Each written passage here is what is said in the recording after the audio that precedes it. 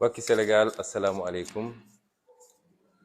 ñoo dellu si ci diir bu gàtt donte tàmbaluñu leen noonu loolu fas yéene waxtaan ak yéen ci lu gàtt tey mooy tey Sénégal ak àdduna yépp ñoo dundandoo ñoo gisandoo li xew fii ci département de Mbour, rawatina ci commune de Joal-Fadiouth. ñëw nañu di def suñu nemmeeku tour ni ñu ko yëgle woon mooy jàpp nañ ni en tant que acteur politique rawatina koo xam ne namm ngaa jiite réew war nañoo dem dajeek Sénégal yépp. kenn ku ne nag li gën ci ndaje bi mooy ñu fekk la fa nga dëkk mën a waxtaan ak yow ci contexte bi nga xam ne mooy contexte bi ngay dund. door nañu bésu tey bi doore ko njaga ñaaw ndax xam ngeen ni dañ fa am dëj suñu rakk suñu mbokk parti Bassirou Diomaye Faye mi nga xam ne magam wàññeeku na fi ñetti fan ci gannaaw, yàlla na ko yàlla yërëm te jéggal ko. jóge njaga ñaaw ñëw nag ci commune de Nguéniène, ñëw fa ñu dalal ñu fa dalal bu mucc ayib. waa dëkk bi yëpp génn ñu waxtaan ak ñoom, déglu leen ci seeni mbëbët ak seeni jàmbat, waxtaan ak ñoom it ci suñu gis-gis. jóge foofu wéyale tournée bi dem Jiwaalo, waaye bi ñu yeggee Jiwaalo la jafe-jafe yi commencé, ndax fekk nañ fa ci takk der loo xam ne jéggi na dayoo. te ñun ñëpp ñu xam ni takk der yooyu la ci ëpp tey la ñu jóge Ndakaaru, ñu mobiliser leen andi leen fii ci département de Mbour ngir suñu tournée. bi ñu ñëwee Jiwaalo li ñu njëkk a def mooy dem seeti imam mu dëkk ba, saafonteeg moom, nuyonteeg moom, waxtaan ak moom. ba ñu jógee foofu ñu dem kër labbe seeti monsieur le curé, dem nemmeeku njabootam. waaye bi ñu nekkee ci biir salon wu monsieur le curé, ca lañu capitaine de gendarmerie bi ak ki toftalu ci moom ñëw fekk ñu ci biir salon ne ñu daf ñoo soxla. ma ne ko capitaine, génnal nga dem xaar ci biti, ndax li ngay def du teggin ci république bi ñu nekk. te yow biir na la ni bari na kër kilifa diina goo xam ne su doon foofu laa nekk sa fit mayu la nga ñëw fekk ma ci biir salon naan dag maa soxla. donc boo ma soxlee demal nga taxaw ci biti ba ma pare li may def, bu ma génnee dinaa wax ak yow. bi ñu paree génn wéet ak moom, mu ne moom dafa am réquisition préfet boo xam ne dañ ko ne man awma sañ-sañ ci li may def. ñu ne ko war ñu réquisition bi. comme dama ànd ak maître Tall te muy avocat te bokk ci département bi, ñu laaj ko réquisition bi, mu génne réquisition bi won ñu. préfet bind ci ni lim leen sant mooy nañu doxal ordre, nañ ko rétablir, mooy nañu fexe ba am maintien de l'ordre d'abord, mooy fexe ba ñu fexe ba dal am. su loolu amul it nañ ko rétablir l'ordre, mooy su dee dem na ba dal amul nañu delloo si dal gi. ne leen nag loolu mu leen sant mu ngi daw bis ni ki tey nga xam ne moom laa commencé sama tournée bi ba keroog ma koy jeexal incha allah muy le 23. ma ne ko capitaine, man lii gisuma lu ko fi jar, ndax man gisuma lu fi perturber ordre bi ma ñëwee dëggu ci dëkk bi ba léegi imam laa seeti, jóge ci imam ñëw seeti monsieur le curé. te su ma jógee fii ñu toogal fii xalif général des mourides lay seeti. bu ma jógee foofu am na ay mbokk yu nekk fi ma seeti leen. bu ma ci paree dinaa dem fële ca quai de pêche bi ci port ba man gis ma lu fi andi perturbation. mu ne ma waaw attroupement dafa am fii ci buntu jàngu bi. ma ne ko su attroupement mi man daanaka kenn dégguma ma woo kenn ne ko génnal. yàllaa def nag ma ne ko yow capitaine su ma ñëwoon seet si la sa kër mun naa ñëw gaare oto dugg man dong, waaye balaa may génn attroupement dina am foofu. waa koñ bi bu ñu yéegee ni Ousmane Sonko ngi fi ñu bari dinañ génn ñëw taxaw. loolu nag yàllaa ko def, mënuma ci dara. yàllaa ko def, dama ko koy sante ndax du sama mérite. man soxlawuma organiser ay film ak ay théâtre ci VDN bi di génne ay nit taxaw pour ñu waxal ma. yàllaa ma may loolu. su ma génnoon taxaw fii léegi ci buntu kër gi koñ bi fees del, dama koy sante yàlla. waaye man woowuma kenn ne ko génnal. ma ne ko démb bi may def sama live Dakar dégg nga bi may wax ak nit ñi nee naa leen ñëw ma meeting, ñëw ma campagne électorale, defuma karawaan. waaye nag su ma duggee ci dëkk waa dëkk ba yépp daje ci penc bi ne dañ may teeru, loolu moom gannaaw yàlla kenn mënu ci dara.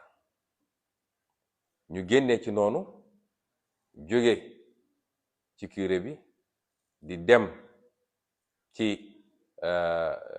balaa ñuy dem d'ailleurs ci ñi toogal foofu communauté mouride, ñi ngi doon jàdd pour seeti dégg nga maam quartier traditionnel Joal bi. ñoom ñoo ne woon dañu ñëw seet si leen ci fi nga xam ne mooy fi ñuy daje def grand place. yooyu sax yu ci bëri gis ngeen ko ci live bi. ñu dem foofu nuyonteeg ñoom, gis lu toll lu kenn xamul ci ay alkaati ci biir dëkk bi. seeni camion, seeni pick-up, lu nekk ñu jëlee ko Ndakaaru andi. waaye bi ñu génnee foofu ba dem ci 3e étape bi wala 4e étape bi, dugg ci biir jumaa ji di nuyonteeg kilifa ya, ci lañu commencé ñoom di sànni ay lacrymogène ci biti. muy lu ñaawa ñaawa ñaaw. ñu génn continuer tuuti ndax dama am goro gu dëkk foofu ci kaw tali bi, mu wàcc dugg di nuyu samay goro, ñu commencé di sànni lacrymogène yi ci buntu kër ga. lii nag niñ koy tuddee mooy intimidation la ko ñëpp tuddee, waaye man jàpp ma ni intimidation la. li ma jàpp mooy ki leen yebal ñoom ñëpp muy président Macky Sall tiit na tiitaange goo xam ne, jaaxle na jaaxle goo xam ne, ñàkk naa gëm yàlla ñàkk gëm goo xam ne, parce que lu jeex jeex na. loolu yàlla bi ko yàlla tuddee ni moom la, yàlla da koo yombalal yépp. waaye bu yàlla tuddee ni jeex na, màndarga yi day feeñ ne fang. waaye moom ñàkk gëmadi yàlla gi mu ñàkk gëm yàlla moo tax mu jàpp ni war naa mën a forcer mbir yi, ba jàpp na ni Ousmane Sonko warul yëngatu ci réew mi.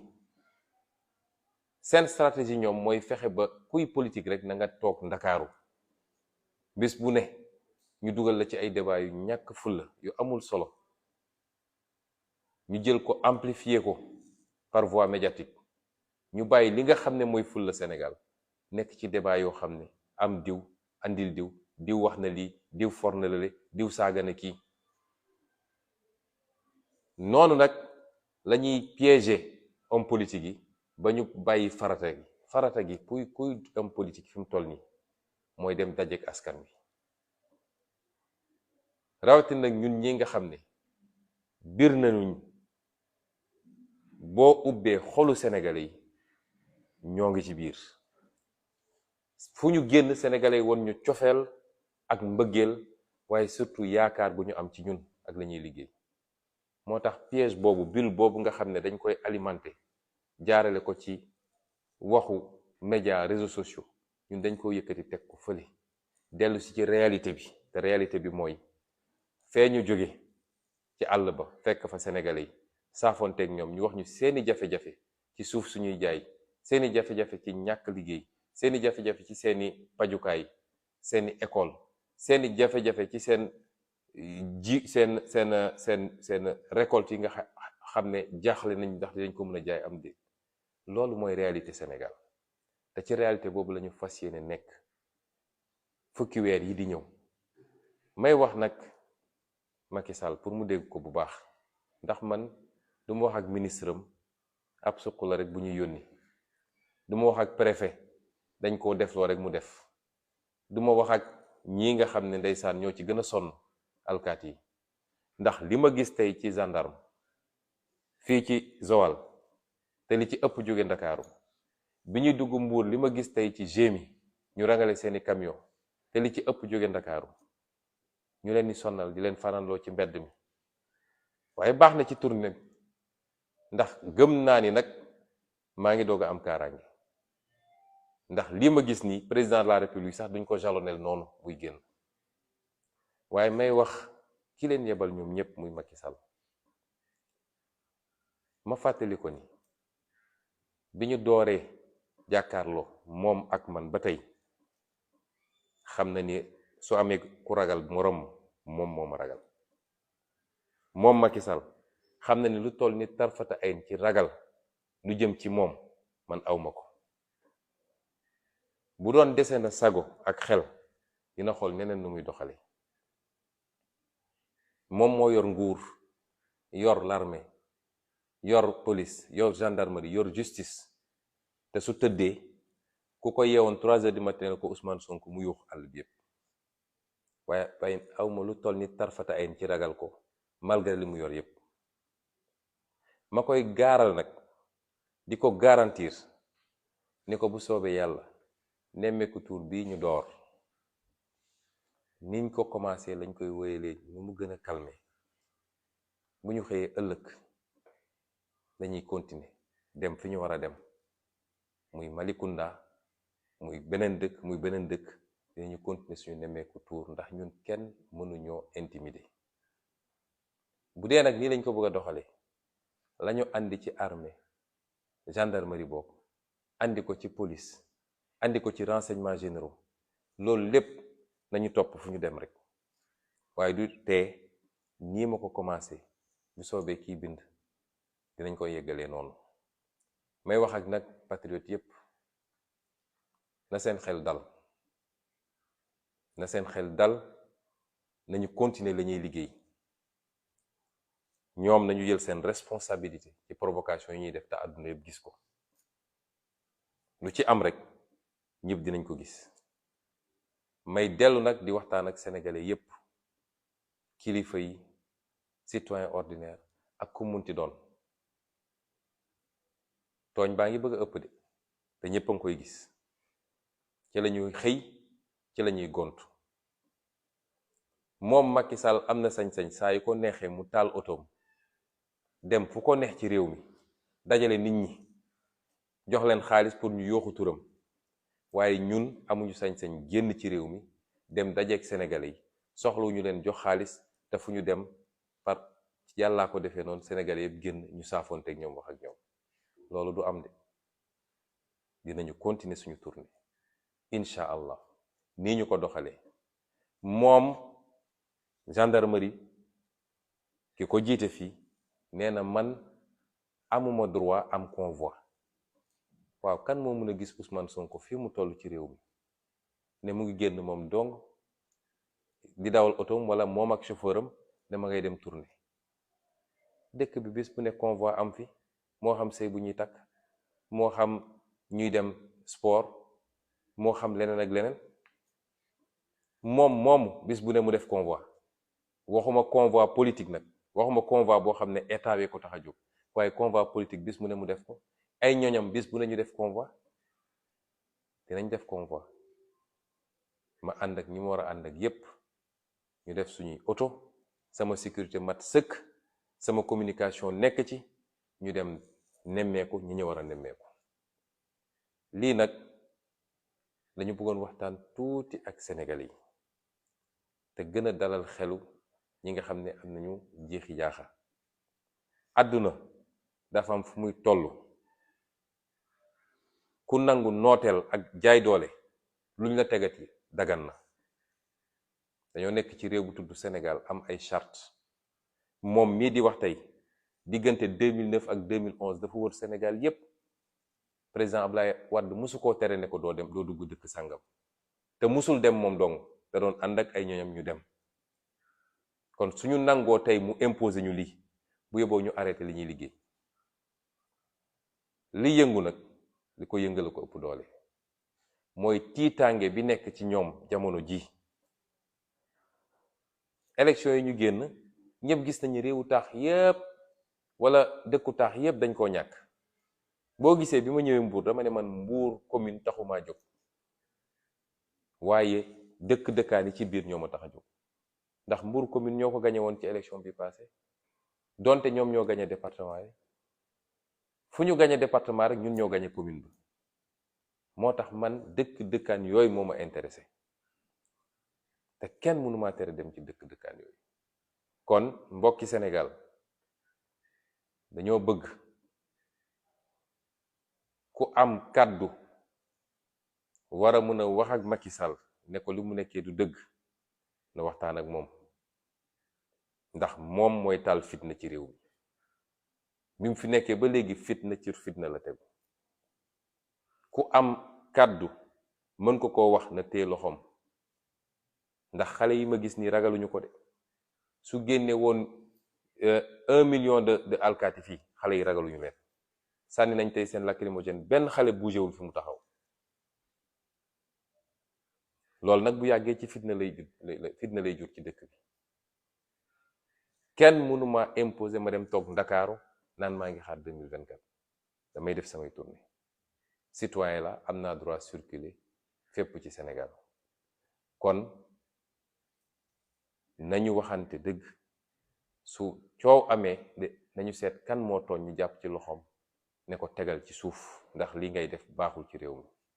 bu ko mënul nag ñun ñépp nag du question par parloo de ñun ñépp ñoo war a ànd mànkoo jàkkaarloog moom ndax lii su wéyee nag lañu amoon ci démocratie Sénégal te li muy wund mooy liberté bi sénégalais bu nekk am dem ak dikk dem nemmeeku ku la neex loolu la Macky Sall bëgg dakkal ci réew mi. ndax dinañ ko nangu ndax di ngeen ko nangu loolu mooy la seule question. man nag en ce qui me concerne xalaatuma koo nangu moo tax ma ne leen bu soobee yàlla ëllëg dinañ wéyal nemmeeku tuur bi te bu dee Macky Sall mën na dëgg 46 départements yi 553 communes yi na waajal ay camion mag ay dragon mag ay pick-up mag fu ma dem nañ ci topp rek ba ñu xam fu muy mujje. ñu ngi leen di gërëm di leen sant. Asalaamaaleykum. Chers compatriotes, je reviens à vous à peine 24 heures après ma dernière sortie pour apporter quelques éclairages sur les événements d'aujourd'hui. Ce qui s'est passé est indigne d'une démocratie comme le Sénégal. Ce qui s'est passé est la parfaite illustration des velléités dictatoriales de Macky Sall et de son régime. De quoi est-il question? J'avais annoncé depuis très longtemps notre programme de tournée nationale. En tant qu'acteur politique, c'est un minimum que de sillonner le pays à la rencontre des Sénégalais pour échanger, recueillir leurs doléances, vivre avec eux leurs problèmes, mais également pour partager avec eux les solutions que nous proposons pour amener le Sénégal à un autre niveau. Cette tournée, nous l'avons démarrée aujourd'hui.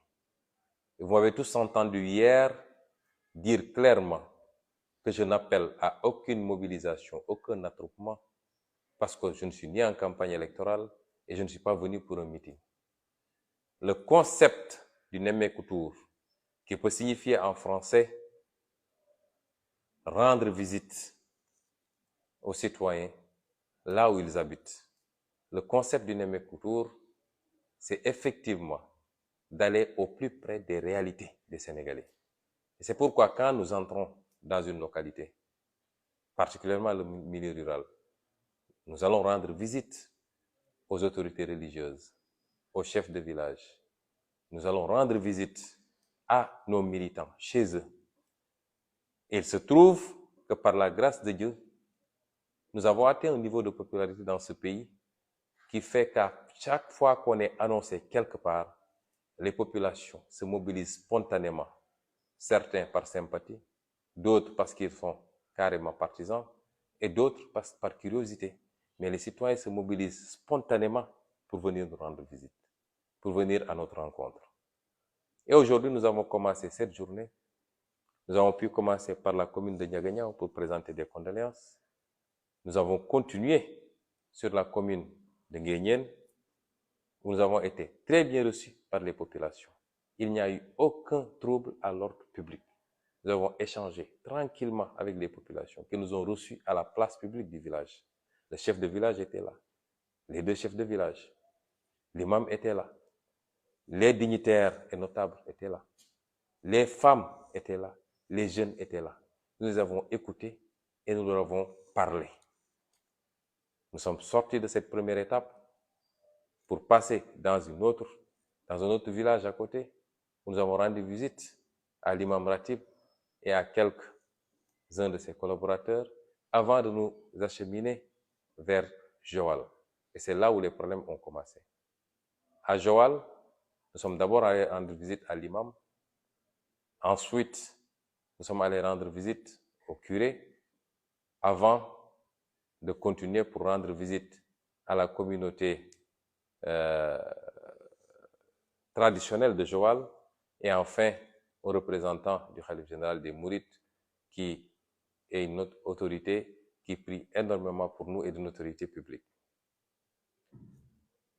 Chez l'imam, évidemment, tout le quartier ayant été informé de notre passage est sorti pour nous attendre devant la maison de l'imam. À la sortie, on les a salués et on a continué directement chez le curé.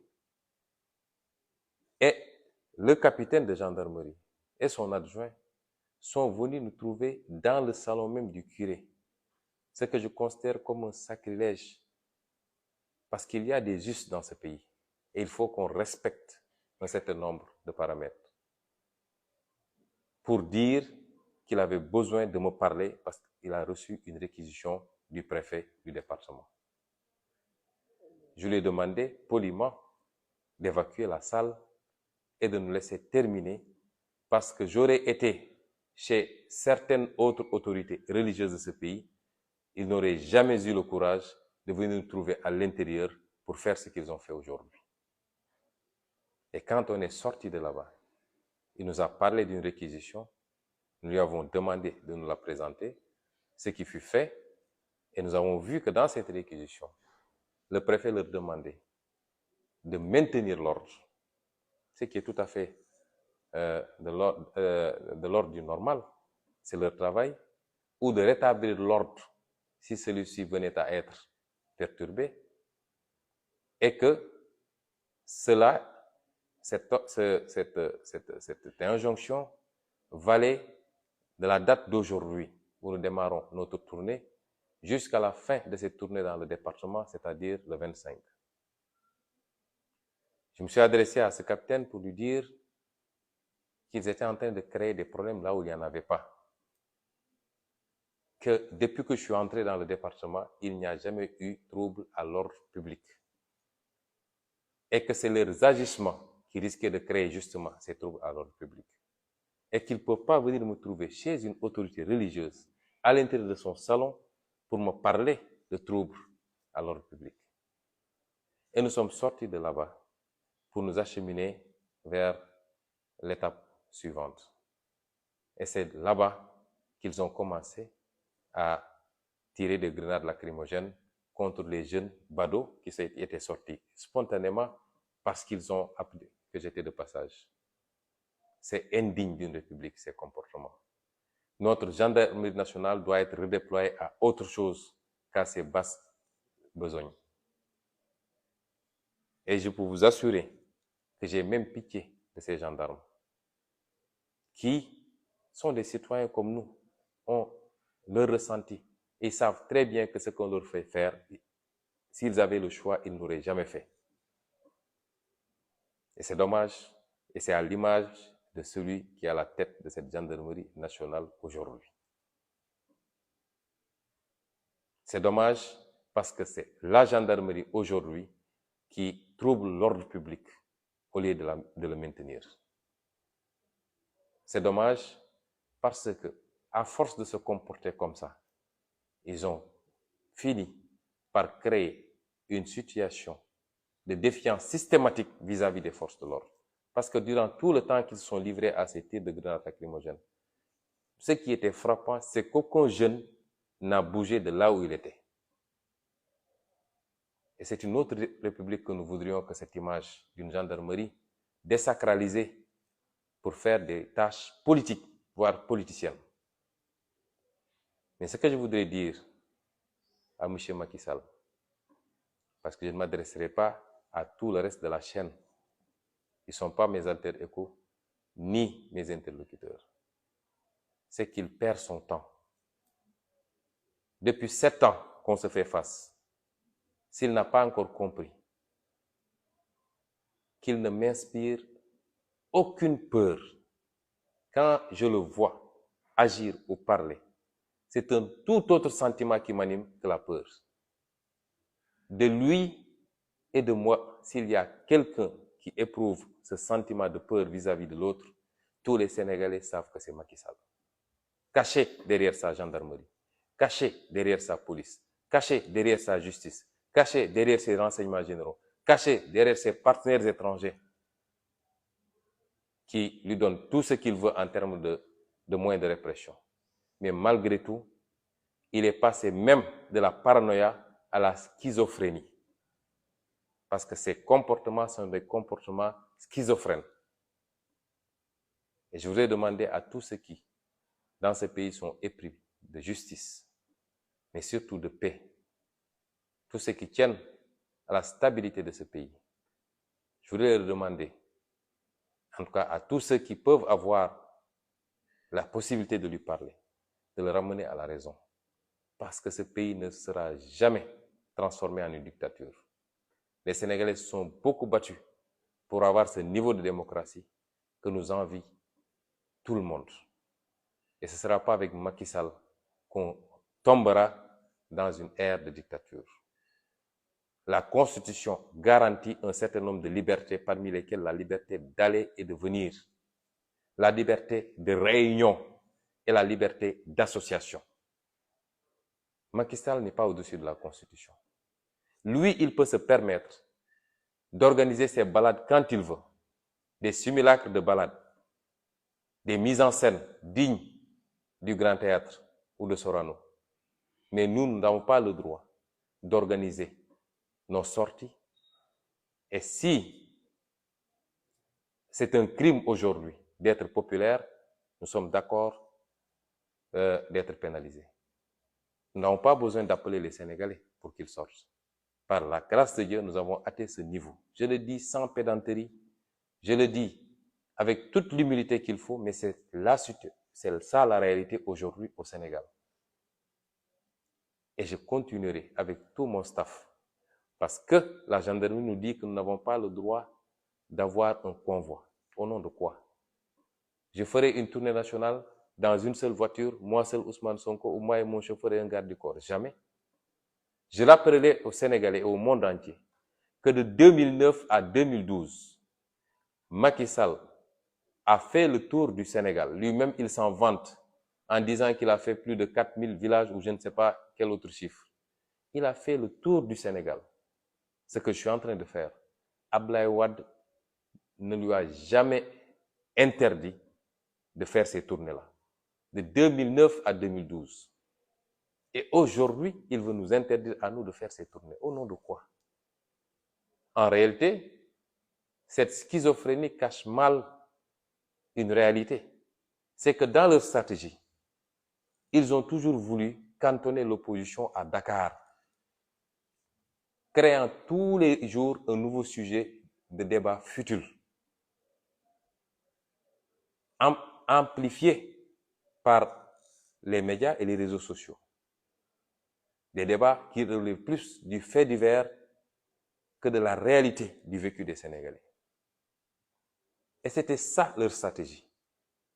Parce qu'ils savent très bien qu'ils ont perdu ce pays, qu'ils ont perdu l'estime des Sénégalais, et que nous, de l'opposition, qui avons gagné cette estime, il ne nous reste qu'à aller à la rencontre des Sénégalais pour parachever le travail. Et c'est ça qui leur fait cette peur bleue, qui les amène à se comporter de cette manière-là. Lui, il a annoncé ces tournées économiques, qui ne sont que des tournées politiques déguisées. Et moi, je n'ai pas le droit de faire des tournées. L'injustice a atteint un niveau extrêmement grave dans ce pays.